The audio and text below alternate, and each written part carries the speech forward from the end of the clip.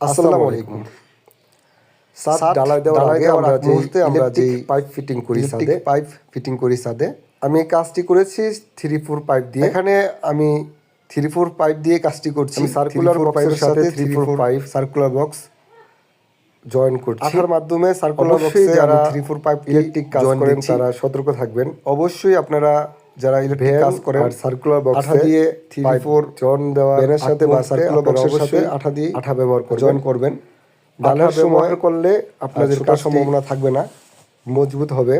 ডালার সময় মজবুত হবে। পাইপ কোনো মতেই ভালো করে টাই দিয়ে বেঁধে নেবেন। থেকে যখন ভাইব্রেশন দেওয়া হয় তখন পয়েন্ট লড়ার কোনো সম্ভাবনা করে রডের সাথে টাই দিয়ে আটকে দিবেন। ভালো করে টাই দিয়ে আমি এইভাবেই আমি বক্সের চারিদিকে ইলেকট্রিক রডের সাথে আটকে দিচ্ছি। ফিটিংয়ের কাজটি সম্পূর্ণ করলাম। দেখেন,